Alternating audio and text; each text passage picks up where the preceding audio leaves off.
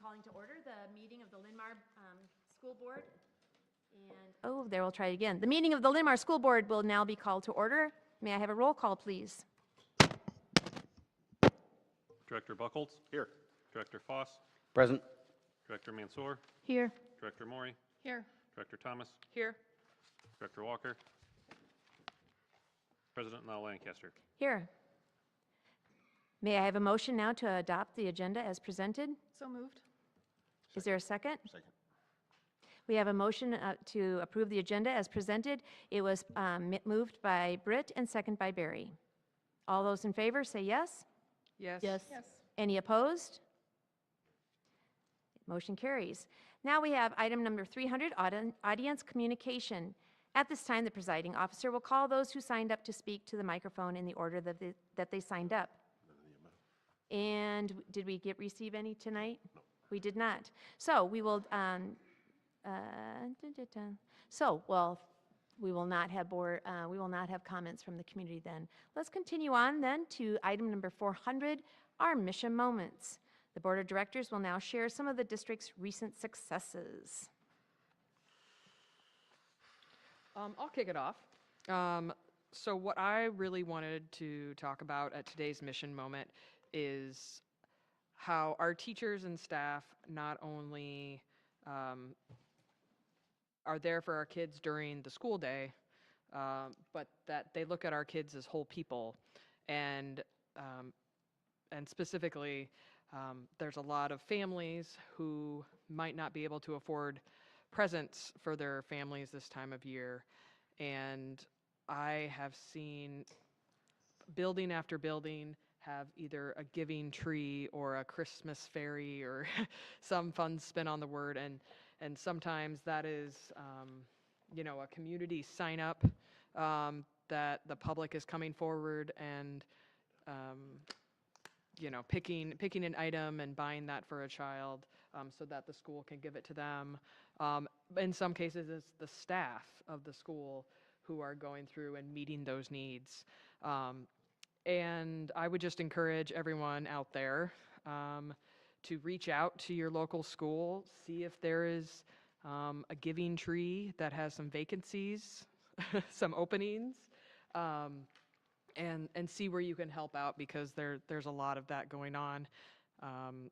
And not just at the individual buildings, but even a program like Compass is sending bags of food home with families for the holidays for those families. So I just wanted to say a big thank you to everybody who is organizing those signups and those trees and that distribution of those to those families who just need a little bit extra support this time of year.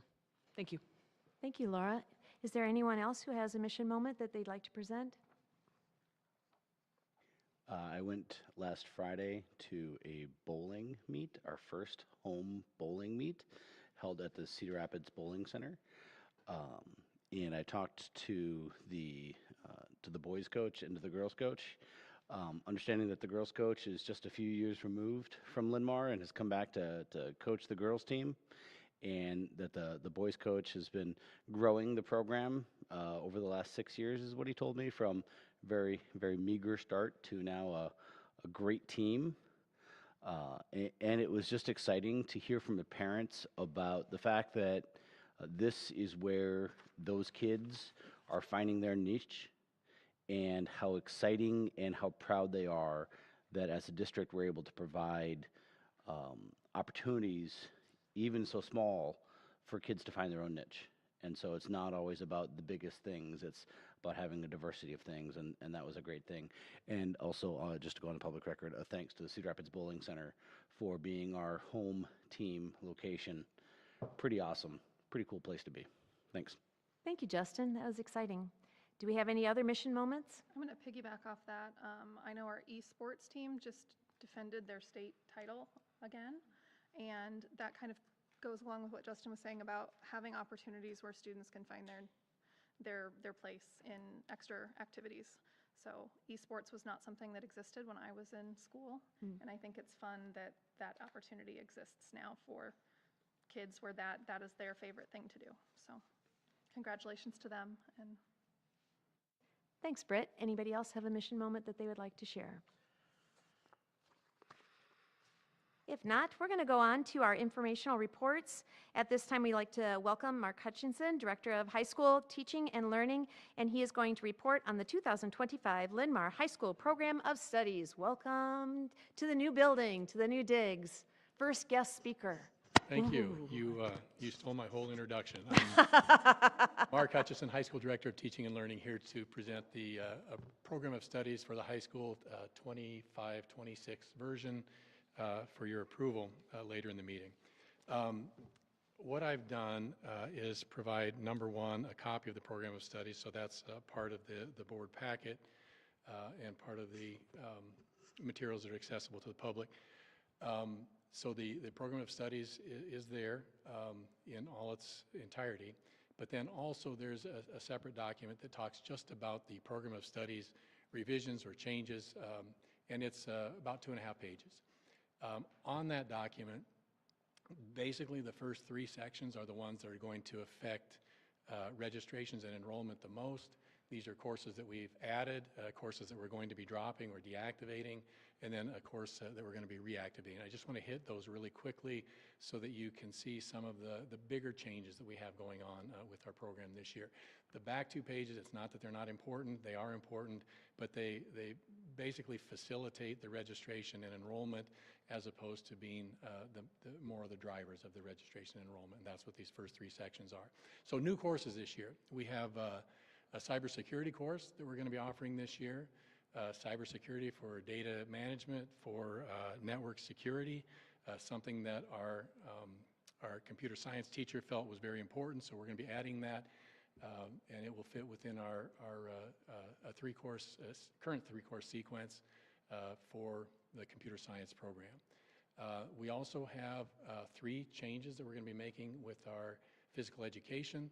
The first one is we're going to be offering Super Sport, which was previously a class that was designed for students with IEPs, students that have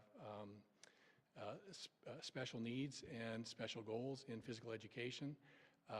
We had that for only those students with those IEP adaptive physical education goals. This coming year, we're going to also open a section that's going to be running parallel to that in terms of time, but it's going to be integrated with that course that's going to be involving students that have more the standard goals that they have in physical education. They will be assisting with the students that have the adaptive physical education goals, but they will also be working on their own physical education goals as well during that time. We have 2 other courses that are going to be certification courses coming online. The first one is a lifeguard certification course that we're going to be offering in the morning before school. It'll be happening 3rd quarter, and it'll be a 45-minute class for that quarter. When students are finished with that, they will be able to earn the lifeguard certification and be able to lifeguard either at the Linn-Mar pool, school district pool, or outside of that at some of our local community pools. Second opportunity for certification in our PE department that we're going to be offering new this year is a sports officiating course. The sports officiating course, we're going to be offering 7 different opportunities for students to gain their license in those areas. And you can see on the write-up, I tried to give you a brief description of what was going to be involved. Sports offered in the fall will be basketball, wrestling, and soccer, hopefully getting them ready for officiating right away when the winter season hits and then into the spring. And then during the spring season or spring semester, we would have baseball, softball, football, and volleyball so that they could get their officiating license for that upcoming fall season and summer season. The one thing about that is it is training for the license. The students will still have to take the exam that's administered through the state, but when they complete that exam, and they should be well prepared to complete that exam through the course, they would need to do that and then earn their license. And it's interesting the way that this course is going to be happening. I'll just digress just really quick. This is something that the state association has actually asked many of the schools in the state to consider offering. And it was something that was brought to us a year ago. Tanya Moe brought this to us and said, hey, what would you think about this? We did a little bit of research. We know that we have some students who would have some interest in it. We know that we have some physical education teachers and other teachers that would be interested in teaching this course. So we thought that it would be a great fit. The course itself is one where they offer materials and resources, mechanics, rules, those kinds of things that come in a course package. But then beyond that, they offer a point of view experience where officials have basically put a GoPro on their head and they have officiated a game. And so they have a number of different real live action clips that they can refer to, and the instructor of the course would then say, okay, this situation, what happened here? What are the correct mechanics that you would use? What's the foul or the rule that's being violated, or those kinds of things? And they could see it real life in a real live version. So that's pretty exciting. I think that'll be an exciting course for our students. We have 2 science courses that are going to be coming online. Those are Advanced Placement Physics C courses. They're calculus-based physics. We currently offer algebra-based physics, and this was something that was actually brought forth by some of our students. It was a request of our teacher, and our teacher asked some other students and said, how many of you that are taking the algebra-based course would really like the physics-based version, the calculus-based version? Had a number of students that responded affirmatively to that. And so this is something that we will be offering, not in place of the algebra-based version, but alongside the algebra-based version. The 2 physics courses, we will have the mechanics course. It'll be offered in alternating years. The mechanics course will be offered in the coming year, and in the following year, we will have electricity and magnetism that will be offered. The final course that's up there, the practicum field experience, we've actually had this for a while. This is just something that we're going to be doing so that we get a registration that is something that can be seen by the Department of Education as they pull our numbers. In the past, when students have taken this field experience, what they've done is they've turned in their completion of the course, and then we have entered it sort of in the historical record, sort of in the back side of Power School. This is going to be in the front side of Power School so that it's something that can be counted by the State Department of Education for a work-based learning course, and that's going to be valuable for our accountability scores. All right, so second category there, reactivated courses, probability and statistics. We have a number of students that would like a 4th year of math that don't want to go into the pre-calc or potentially AP calculus. They just want that 4th year so that they can stay active before they head off to their next step, whether it's college or career. Deactivated courses, we have an Algebra Foundations course that's being deactivated. We don't need it anymore because we have a pre-algebra course at the high school. Our students now will enter, students at this level will enter that pre-algebra course as opposed to the Algebra Foundations course that we've had in the past. We have also organic chemistry, geology, meteorology, and environmental sustainability, all in the science area that we were going to, some of them are back burner. We'll put them on the back burner. We're not going to be offering them next year. All of these are due to basically teacher availability, the need for our teachers to be teaching in other areas, and these are courses that we can potentially offer every other year depending on student desire to take the courses. The environmental sustainability course is just a little bit different because it takes a specific certification. The teacher that we had teaching that in the past is no longer with us. They took a job at Grant Wood, doing a great job there, being very successful. But it's a niche course where we don't actually have somebody that's currently certified to teach that environmental sustainability course. In addition, we also have environmental science issues that we teach to our ag department, and we have AP environmental science that we also teach in the science department. So we still have a good coverage of environmental science. The last one that's up there is a comparative government course. This is also one that we had a teacher that taught it in the past, was well versed in the area, It's also a very specific, narrow area, and something that we have a need for our teachers to work in other areas now, and this one is one that we're going to be dropping back for a little bit. So those are the main changes in the program of studies. There, again, like I said, there are others on the other pages that you might have some interest in or have some questions about. Is there anything that I can clarify for you before I let this go and give you a chance to consider it and approve it potentially later in the meeting?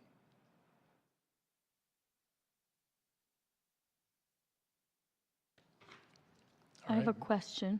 Yes. So we are going to start offering these certification courses. Are we paying for the certifications, or are the students going to pay for the certifications coming out of the course? Okay, great question. The certifications are going to be, paying for the certifications will be the responsibility of the student. In the case of the lifeguard certification, what that amounts to is about, I think I was told $47, about $50 for the student to take the test and get certified, get that lifeguard certification. The other one, with the program that we're using that, again, is sponsored by the state of Iowa athletic associations have an agreement with the company that we'll be working with, where we will be paying for seats in the course for the students to take the officiating training. And then when they finish, the state of Iowa, if the student hands them a certificate or electronically sends them the certificate that says they completed this course, then the state of Iowa will waive the license fees, okay, and the test taking fees that they would normally charge. And normally it would be $20 for the first test, $10 for each additional test. In this case, those fees will be waived for students that take this particular course through Linn-Mar High School.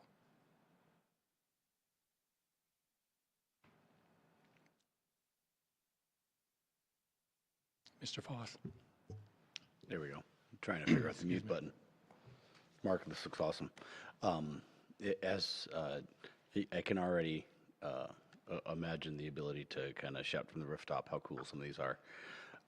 Do you have any, as we think about questions that we might get from folks, how would you respond if somebody asked, do you know that a lot of kids would want to take these, or is this just kind of educated guess?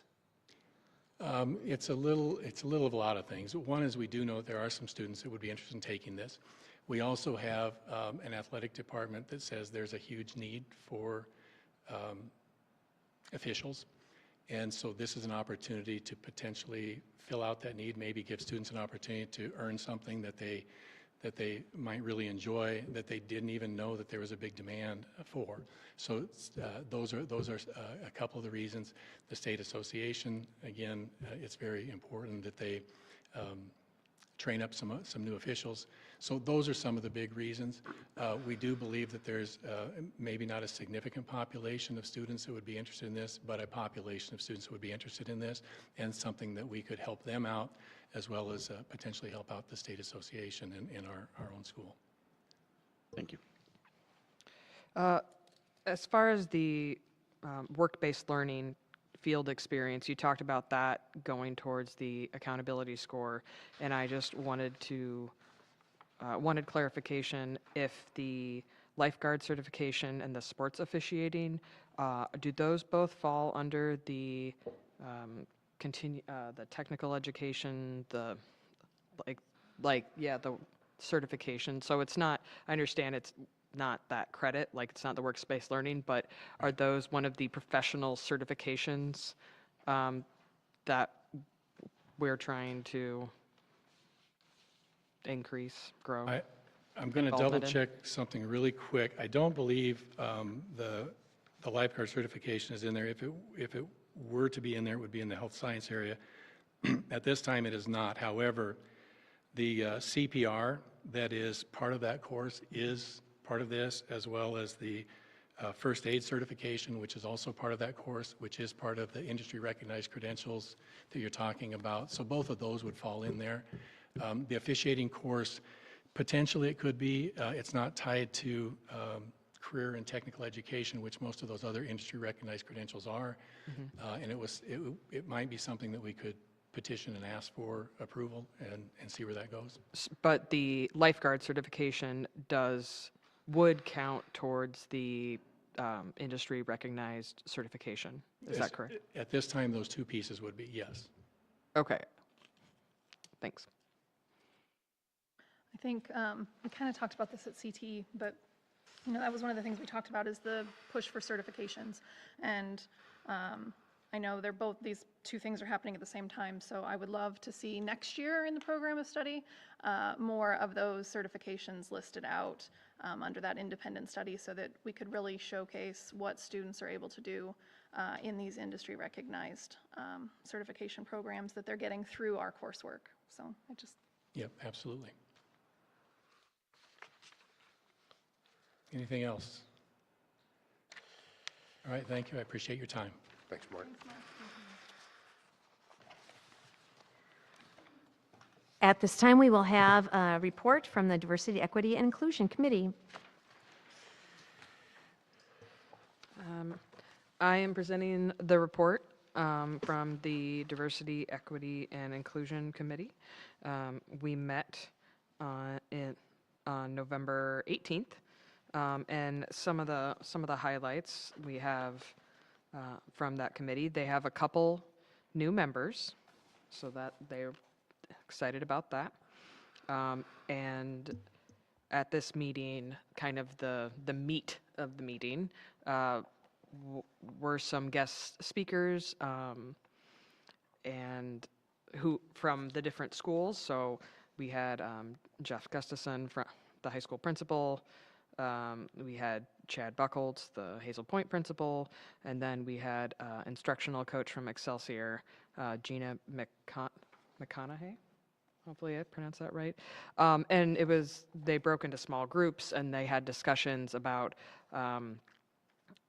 what they're doing in their individual buildings, how are they involving parents from different backgrounds on all aspects of their school day.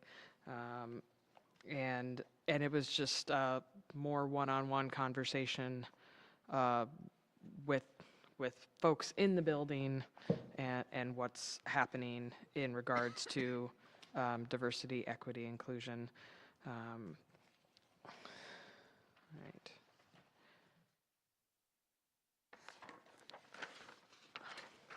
Sorry. Also looking ahead to then they brainstormed some ideas about like what are some additional activities, like how better could this committee support what's already going on in the school building, and so discussions about some of the optional professional development around equity that is happening in the building, talking about how like the high school has a cultural fair,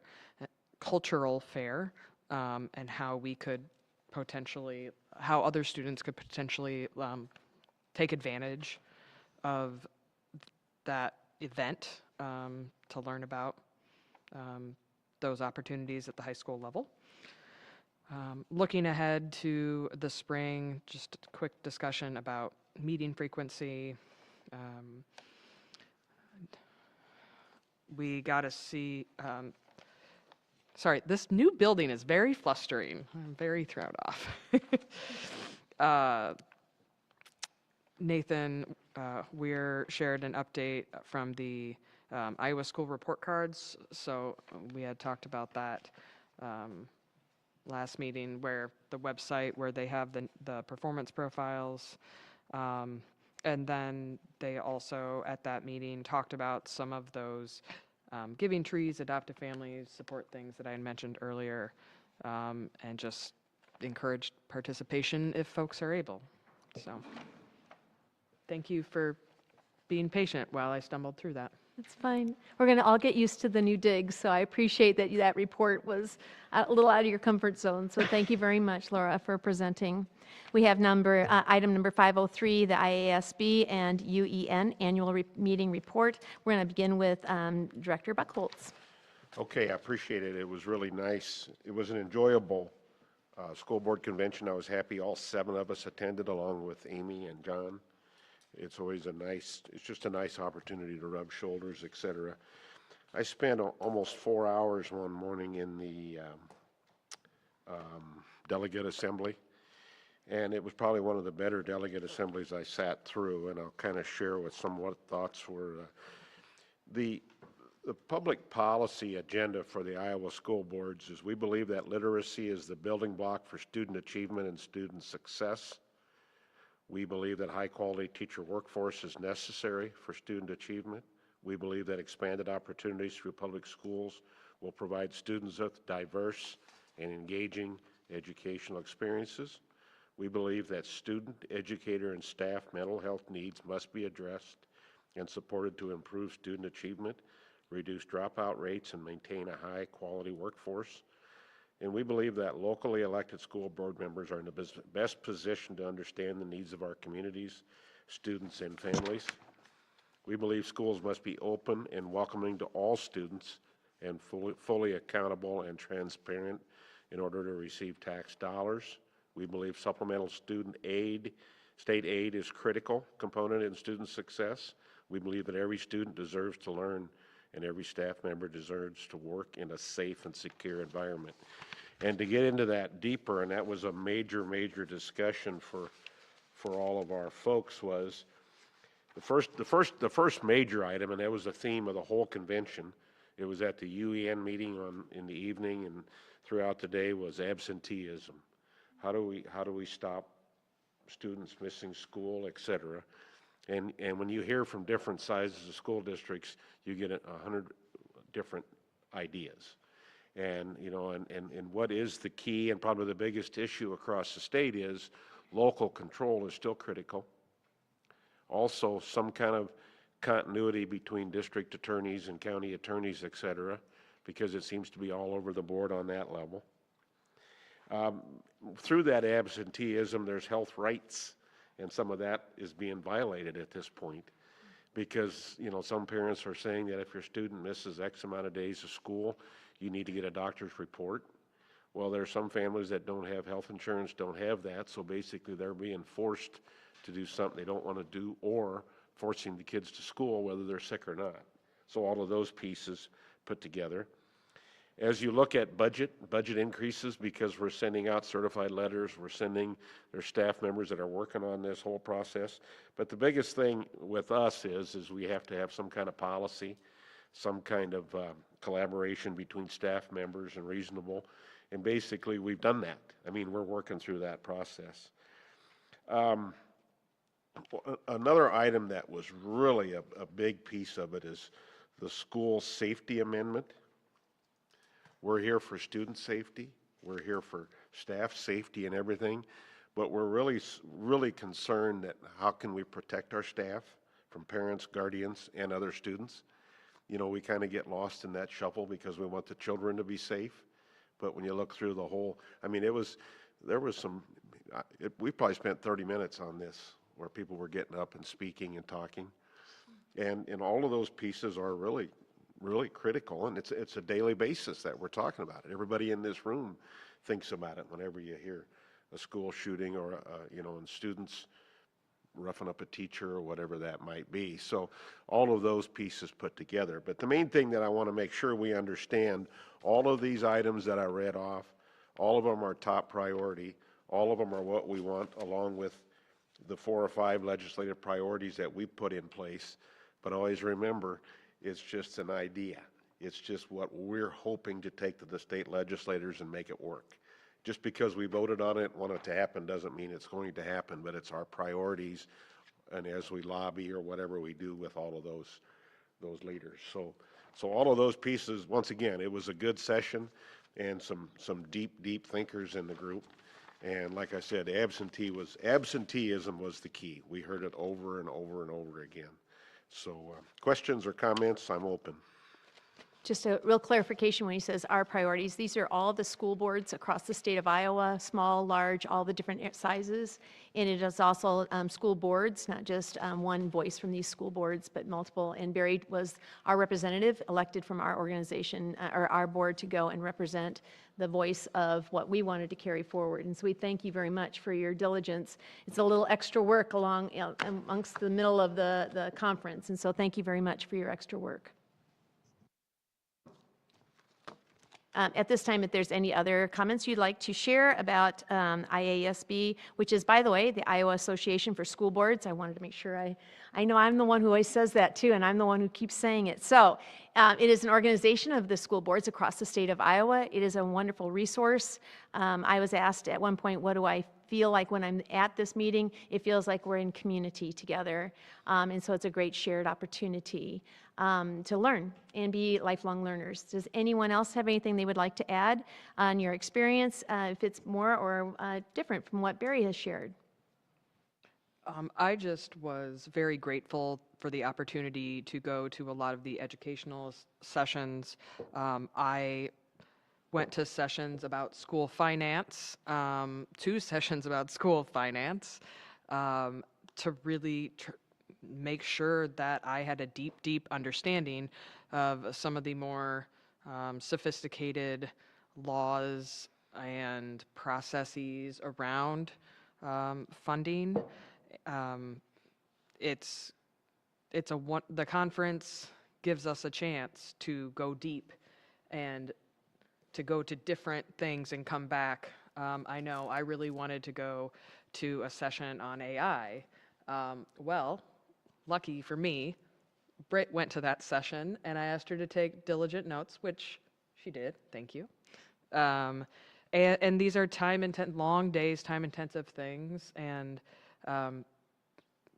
Barry going to that delegate meeting ran almost all the way through lunch that day.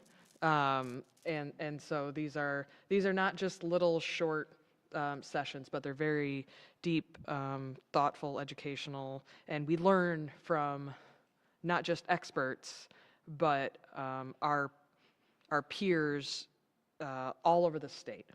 And so I had some wonderful conversations with other districts that are smaller than us, but are also property poor. And you heard presentations from CFOs or CBOs, I think, is SBOs. SBOs, okay. Which apparently is the same, Yes. roughly. Yep. And then it was great because if I didn't understand something, I could pick John's brain afterwards. So this isn't just a networking thing. This isn't just a couple fun days in Des Moines.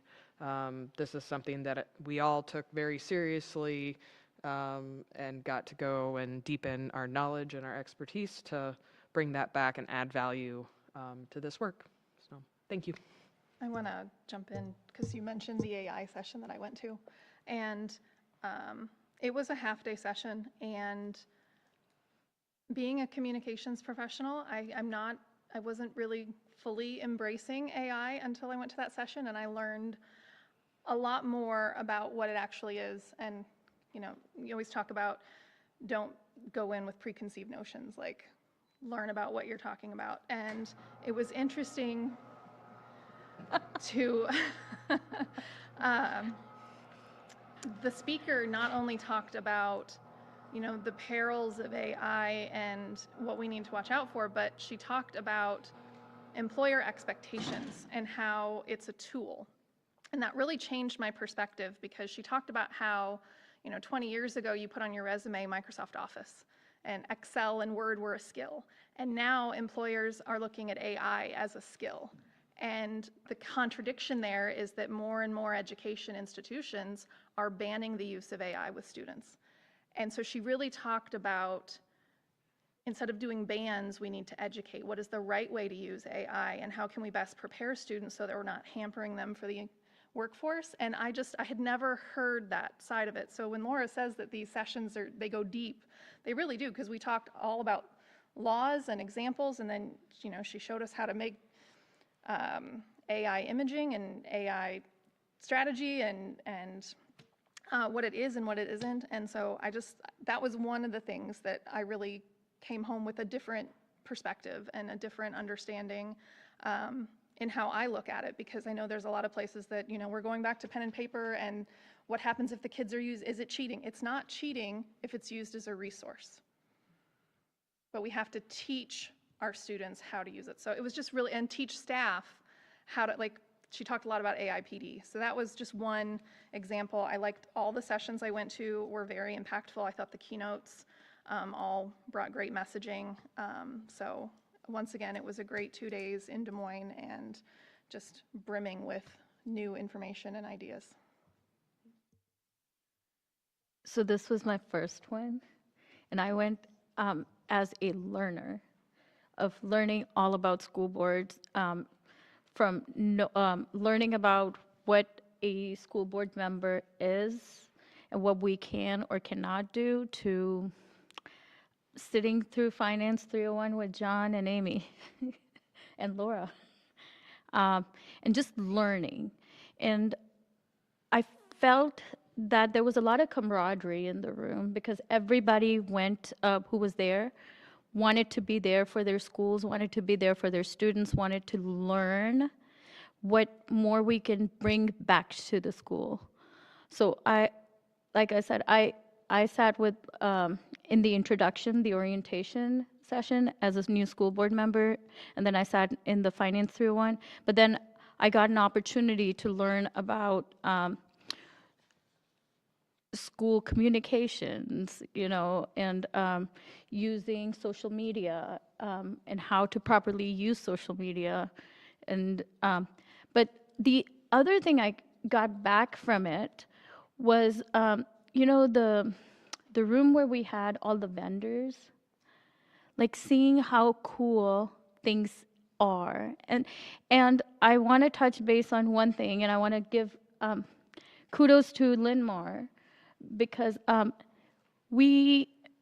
actually Britt and I were walking together, and then we saw, correct me. You're talking about the Iowa Department of Education Yes. booth, right? Yep. So the Iowa Department of Education was there, and they were highlighting a couple of students. So they had some student representatives from West Des Moines, I think. Ames. Sorry. So they had some students from Ames, and they were talking about their OBITS program. And how cool is it for them to be able to partner with their community businesses and do projects for the businesses. And I actually went and talked to the Iowa Department of Education representative while Britt spent some time with the students. And what we got out of it was they are actually looking at our venture academics, on how Linn-Mar is doing their venture academics, because we incorporate our core program with our venture, whereas other schools and almost all other schools in Iowa are doing it as elective. So every student doing that program is taking it as an elective, while we are offering venture and incorporating our core curriculum with it.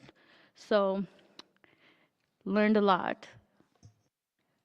They were really highly complimentary of our venture program, and the kids started asking me questions about venture. And when I said it was a combination of core coursework and elective credit, they just kind of looked at me like, well, we have to use all of our electives to participate, and it's a great program, but that sounds better. So it was really nice to hear the Department of Education really speak highly of our program, especially given that we're 4 years in and it's continuing to grow, and to know that other districts and the state are looking at us as now the model. That's always exciting. Thank you for bringing that up, Mid-Hot. Anyone have anything further to share? My gratitude to everyone at this table who took time to be there, and for your loved ones to support you while you've been away. So thank you very much for your report, and I look forward to us continuing to use our information as we move forward. At this time, we're going to go to item number 504, our Marion City Council reports. We're going to start with the report from November 21st. That is, I believe, from Britt. You have that one? Go ahead. There was nothing on the agenda that specifically pertained to Linn-Mar, but they did pass a, now I can't remember, it's not rezoning, or maybe it was rezoning, but anyway, they're going to build another gas station on the corner of Highway 13 and Casina Avenue, which isn't quite as far north as I think most of us would like, but it's more northern than any other gas station. So that was really the only thing. There was nothing Linn-Mar, and all the property rezonings were in Marion Independence side of town, so. Thank you. We have our City Council report from December 5th. I believe, Laura, you have that one? Unfortunately, I have no tidbits to share from my city council. There you go. Thank you very much. Item number 505, Career and Technical Education Advisory Report. As I keep saying, it was yesterday. It was actually on Yeah, December 4th. you said that to me yesterday, and it's like, I don't think so. I don't think so. Yeah. It doesn't happen over the weekend, guys. Just going to throw it out there. So the committee met on December 4th. It was my first CT meeting, so I was very excited to learn more. We focused on preparing for the February 5th, 2025 session, which will address workforce need, work-based learning, and industry-recognized credentials. We also discussed how the state of Iowa is changing their scorecard on how they, I'm saying it all wrong, Mark, I apologize. So they're changing how they are going to rank us or rate us going forward, and that I will bring more to that after our February meeting, because we'll discuss more. But we also discussed state funding, which included our Perkins 5 allocations and regional planning partnership, RPP funding. So we got $50,000 from the Perkins and $11,500 from RPP. And then we showed how majority of those funds we are utilizing. Then we also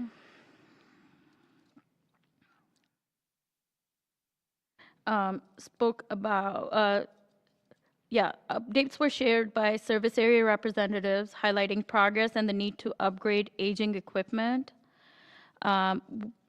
Demographic enrollment data was reviewed, identifying areas for targeted outreach. The committee discussed ESSA accounting measures, work-based learning opportunities such as internships and apprenticeship, as well as industry-recognized credentials like OSHA 10, ServSafe, Microsoft Office Specialist. It was also brought up how in the past our health classes had a CPR requirement to pass it, and we were providing certification for it. And I think it was 3 years ago that we stopped providing the certification. And then, so service area teams were encouraged to integrate more work-based learning and credential opportunities for students. And then we are going to discuss all of this further in our February 5th meeting. So. Thank you for your report. Is there anything further? If not, we're going to continue on with our number 506, Finance and Audit Committee Report. I believe that Director Foss will take the lead on this. Yeah, so Finance and Audit, we had a great meeting here in the last week. A couple things is we're starting to think through the budget for next year, and we're balancing what we expect SSA or supplemental state aid to come at. That's the what the state gives us. Traditionally, the legislature is supposed to kind of decide that very early in the legislative process so that we can then set budgets, and because we have a very hard and fast deadline by which we need to set our budget and publish it. Last year, that was a conflict because the state was so late in doing that. So we were setting a budget without full clarity from the state.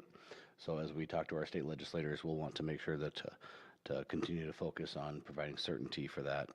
Just as a general rule, we're taking a very conservative approach in what we expect the state to provide, so that, you know, we're less likely to be caught by surprises.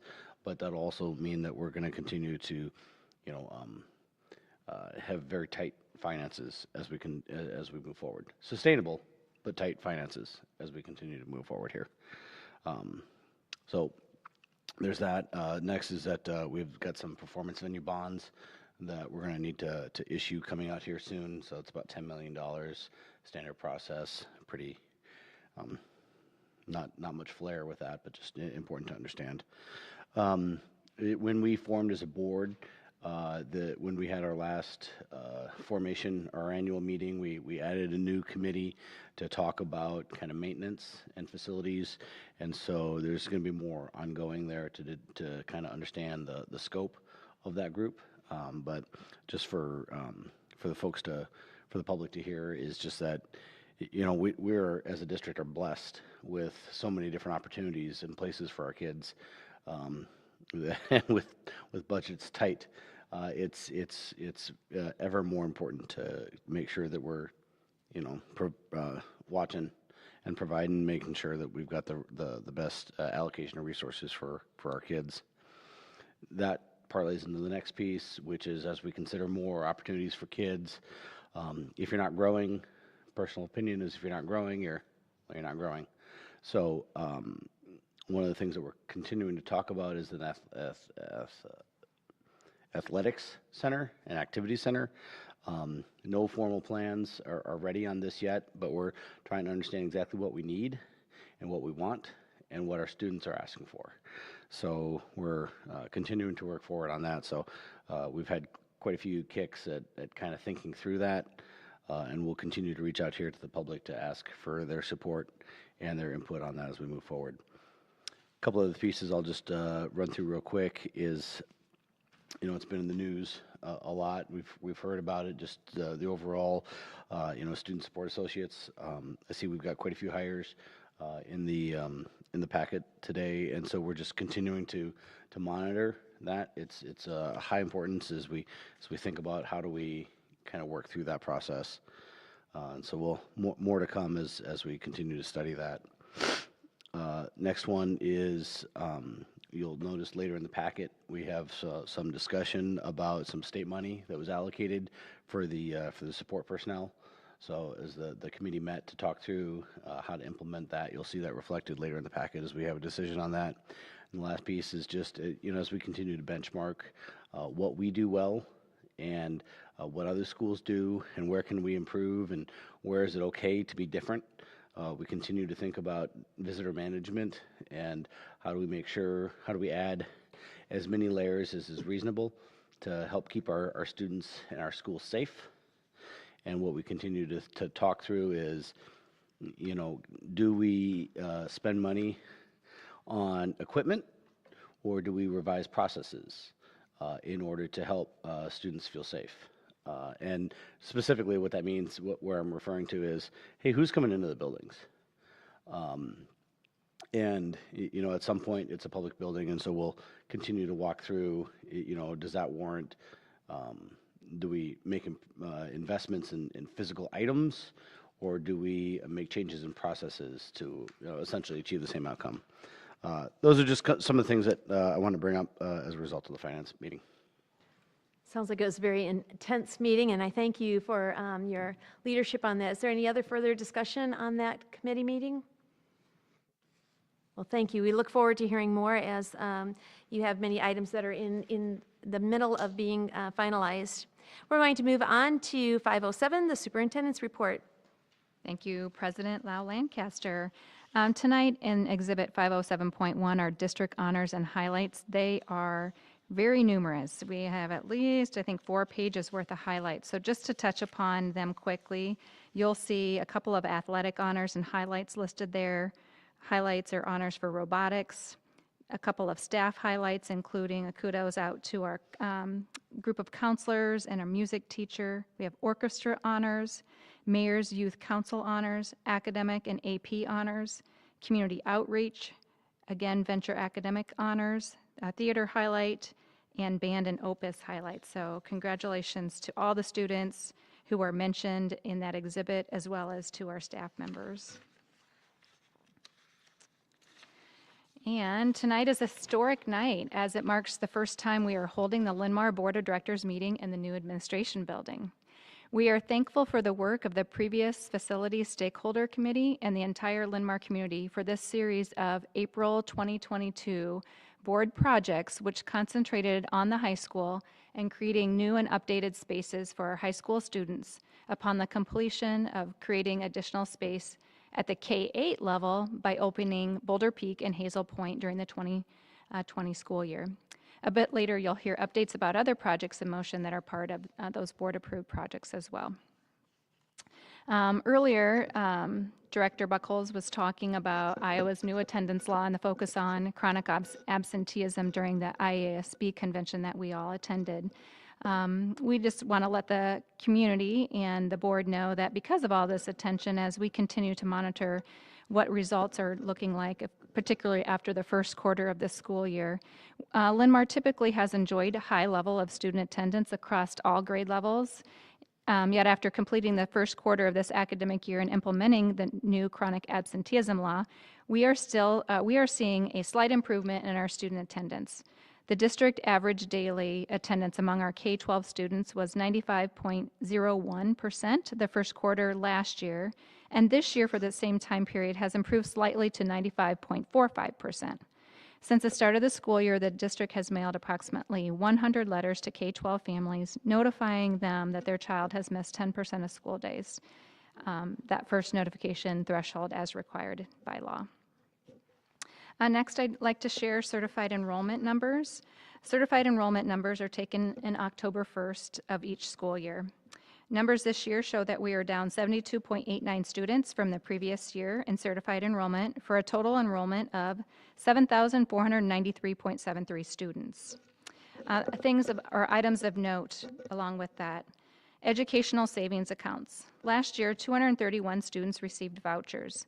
This year, a total of 427 students are receiving them for an increase of 196 students. In order to qualify for a voucher, one of 4 conditions must be met this year. Any student that was approved last year, any kindergarten student, any student enrolled in a public school the prior year, and a student with a household income at or below 400% of the 2024 federal poverty guidelines. Of the 196 students receiving a voucher this year, 69 of them are kindergarten students and 29 students were with us last year. A couple of other figures to share is open enrollment out numbers and open enrollment in numbers. We saw a change from last year to this year with a loss of 8.2 students. So last year we had 887.5 students open enrolled out, and this year 895.7 students enrolled out. Open enrollment in, last year we had 623.4 students enrolled into the district, and this year 607.5 students are open enrolled in, for a change of 15.9 students. Last year's budget work and forecasting that we did specific to student enrollment for this year included assumptions that are closely aligned with these enrollment figures. Segue into a different topic, just a little bit about my meeting participation recently. Of course, winter is on our mind, even though we're enjoying some warmer temps the last few days here, but we continue to do some operations planning with the City of Marion and Marion Independent School District, and as well as our internal teams. I attended the Iowa Department of Ed statewide superintendent's virtual meeting held the week of Thanksgiving or early in the week. Recently attended Linn-Mar School Foundation Board meeting, met with Representative Molly Donahue, enjoyed ringing the Salvation Army bell at Hy-Vee last Friday with Superintendent Janelle Brower from Marion, and attended the Urban Education Network's meeting for superintendents last Friday. Back to our facilities updates. The performance venue, the auditorium roof truss installation and roof deck are complete.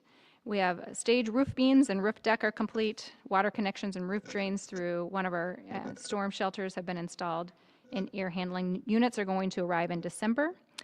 Justin talked a little bit already about the high school indoor activity center. The design team continues to meet with the steering committee to review the schematic designs. Our CFO, John Galbraith, is meeting with Matt Gillespie from Piper Sandler to talk about potential financial options there with the center. So that work continues to move, and we'll continue to bring it out to more groups as we are prepared. Administration building, we again hit a milestone tonight as we are here. There's lots of little punch list items that are ongoing, but we're excited to be here and thrilled that tonight is the first night in and holding a board meeting here. Before I get to the upcoming events for admin, students, and staff, I want to give a big shout out to our high school staff for their work around conferences, which happened right before the Thanksgiving break, and our parents for attendance that evening. And then looking ahead, already, end of next week, we'll have a 2-hour early dismissal, and we'll be on winter break from December 23rd through January 3rd, and then we get into January already. And with that, I'd entertain any questions. Superintendent Courtmeyer, I'd like to just add to the absentee discussion that we were just having, because basically that was a Senate File 2435, so that's actually state law that we're dealing with. So it's not like the School Board Association and us are the only ones doing it. It's something that has come down, so it's something that we, quote, have to abide by. So I just wanted to make that comment. Thank you. Thank you for that clarification. Is there any other further questions or any further information you'd like to ask of our superintendent? If not, thank you very much for your report and for your work. We'd like to now go to item number 600, our unfinished business, and we do not have any unfinished business because we are in finished business. How's that? We are now going to enter into 700, our new business. Motion to approve the Linn-Mar High School Program of Studies for 2025-26 Second. as presented in Exhibit 701.1.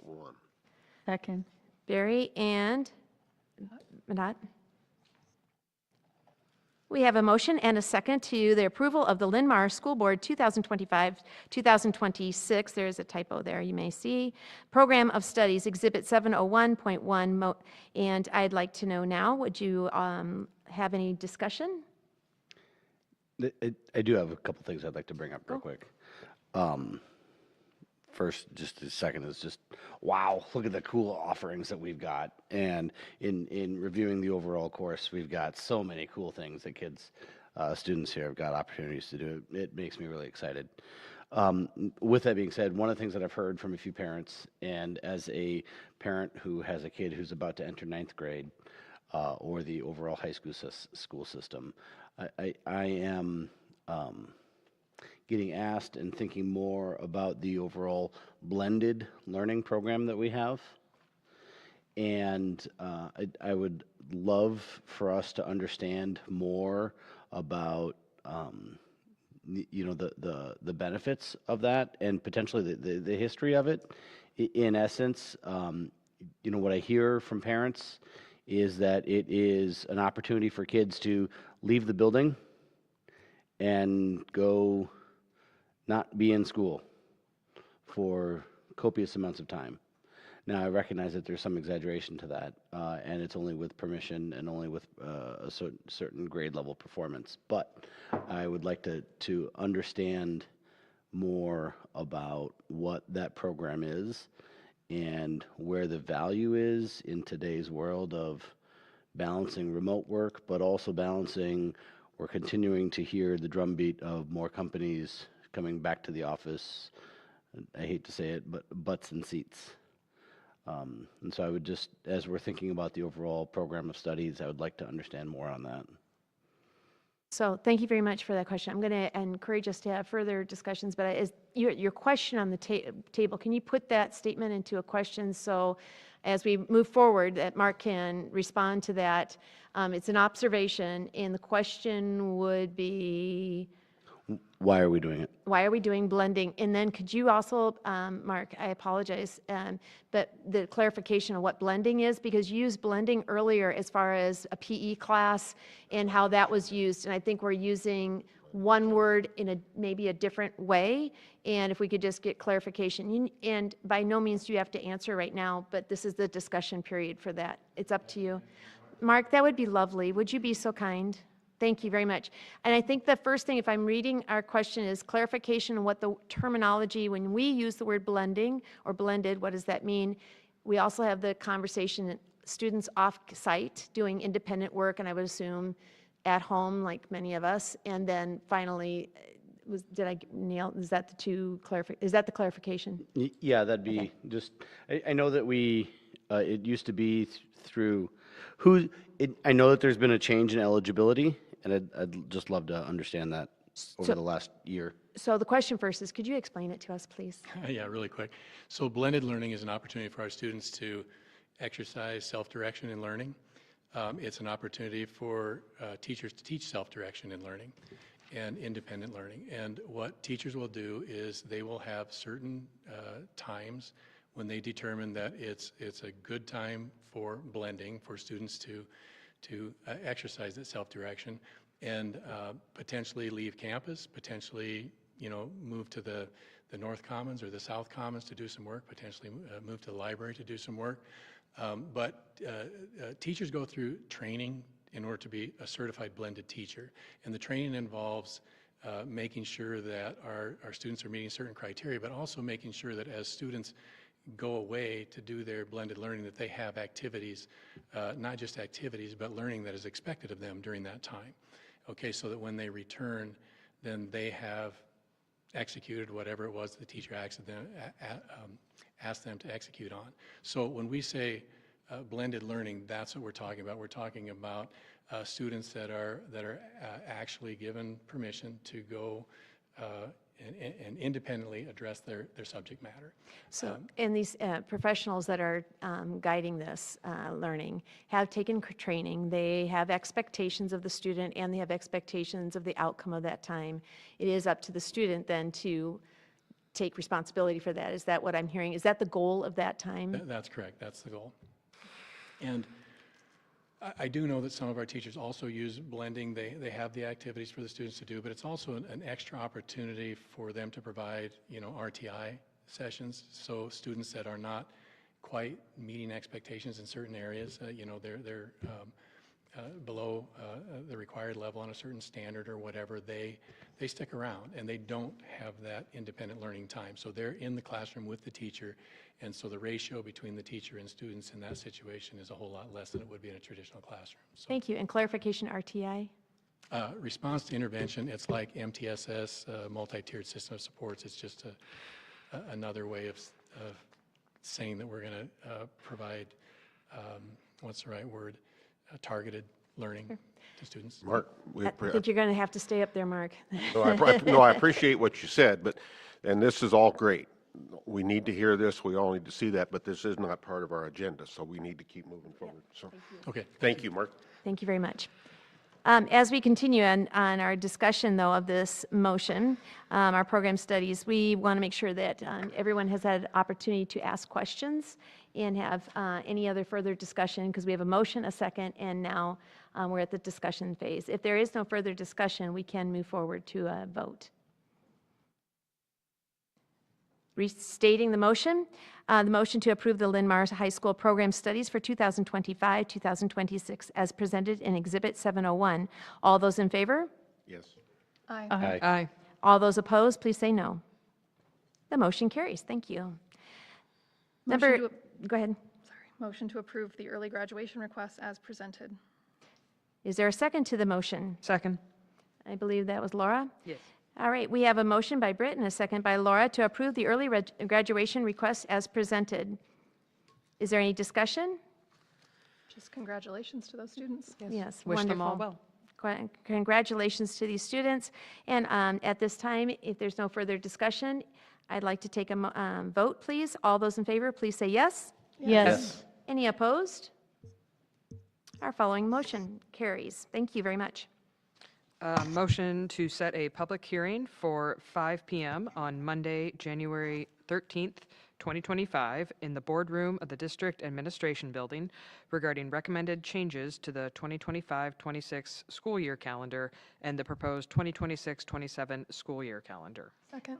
Second, we have a motion by Laura, second by Britt. The motion is to set a public hearing for 5 o'clock on Monday, May 13th in the boardroom. This is regarding recommended changes to the 2025-2026 school year calendar and the proposed 2026-2027 school year calendar. Now that we've had a motion and a second, is there any discussion? If there's no discussion, may I have all those in favor please say yes? Yes. Any opposed? The motion has carried. Motion to approve the fundraising request as presented in Exhibit 704.1. Second. Second, we have a motion to approve the funding request as presented in Exhibit 704.1 by Laura and seconded by Britt. Barry, sorry about, wow, that wasn't even close, was it? By Barry. Do we have any discussion on this item? If there's no discussion at this time, I'd like to take a vote. All those in favor of the motion, please say yes. Yes. Any opposed? We move on to item number 705. Motion to approve the School Budget Review Committee application for a modified supplemental amount of $1,334,658 for open enrolled out students not on the prior year head count. Second. Second, we have a motion by Britt and a second by Laura to approve the School Budget Review Committee application for modified supplemental amount of $1,334,658 for open enrolled out students not on the prior year head count. Is there any discussion on this motion? Can somebody say, who is the SBRC? School Budget Review Committee. Thank you. Is that at a state level? Yes. Okay. So we are requesting, that's a good clarification, Justin, we are requesting at the state level this assistance as noted in the motion. So this is for spending authority. This is not for cash. So it gives us the authority to spend the funds, but we do not receive cash for this. To clarify, this is a routine motion, and that large number is only slightly larger than last year's number, I would assume, because we have, not that I'm asking for details, but someone might look at that and be like, that is a very large number. I believe it's actually slightly lower than what last year's was. Would you like that clarified at this time? Or Last year it was $1,424,387. Thank you. thank you for that discussion. Is there any other discussion on this item? We have a motion to approve the School Budget Review Committee application for a modified supplemental amount for open enrolled out students not on the prior year head count. May I ask all those in favor, please say yes. Yes. Any opposed? We move on to, item has been approved. We move on to item number 706. Motion to approve the School Budget Review Committee application for a modified supplemental amount of $43,903 for limited English proficient instruction for English language learner students served beyond 5 years. Second. Second, we have a motion by Barry, a second by Britt. Do we have any discussion on this motion to approve the School Budget Review Committee application for a modified supplemental amount for limited English proficiency instruction for English language learners students served beyond 5 years? Can you expand a little bit on, like, before it was 4 years, now it's 5 years, or can you just explain a little bit about this? Not every student graduates in 4 years. In special ed, right? Correct. Can you Yes, say right. that again? Good. We receive funding for their first 4 years of service. If a student hasn't exited ELL programming, then the state comes back and allows us to ask for this amount. So 5 years and beyond, this is what we're asking for. So for our students who haven't graduated from ELL programming, this is that amount. Thank you for clarifying. Is that for any grade? Yes. Okay. Yes. Okay. Did you get your questions answered correctly? All right, thank you very much. Is there any further discussion? If not, we have a motion to approve the School Budget Review Committee application. May I have all those in favor, please, say yes. Yes. Yes. Any opposed? The motion carries. Item number 707. Move to approve the distribution of education support personnel salary supplement appropriated by the Iowa General Assembly to the Iowa Department of Education to regular and part-time employees of the school district who are not salaried, per House File 2612, Division 3, Section 52. We have a wonderful motion. I'm going to ask for a second on that one. Second. Second. So we have a motion by Barry, a second by Laura. The motion to approve the distribution of educational support personnel salary supplement appropriated by the Iowa General Assembly to the Iowa Department of Education to regular and part-time employees of the school district who are not salaried, per House File 2612, Division 3, Section 52. Is there any discussion? So this is what I talked about briefly at the Finance and Audit Committee report out. This is a flow through of funds given from the state to our employees. Is there any further discussion? If there is not, may I have a motion, excuse me, the motion is on the table. Is that all those who are in favor, please vote yes. Yes. Any opposed, vote no. The motion has carried. We now have the motion for our consent agenda. Prior to this, motion to approve the consent agenda as presented. I need a second. So moved. So moved. We have a statement to read prior to our discussion, if I may. After our last board meeting, we received concerns in the community that a hand tally prior to the roll call for board president was not made public. Thus, in the interests of full transparency, we are including the full results of the hand tally in our minutes so members of the public can see how each board member initially cast their support for our candidates for board president. I'd also like to compliment, we have 4 retirees that have given us service, and we appreciate all 4 of them. Kelly Kretschmar, Sandy Claybaugh, Lisa Lloyd, and Ann Matthews. So we just want to thank them for their service and wish them a good retirement. Thank you, Barry. That's an outstanding gesture. Thank you. Anyone else have any discussion on the consent agenda? If not, we move to vote. All those Katie, in, can yes, you sir? repeat who the motion and the second was on that? I motioned. And who was the second? I didn't hear one, but I will second. Thank you. Yeah, you moved past it. So Did I really? that's okay. I thought somebody said it and I didn't hear it, but it's good. We're all good. We're good?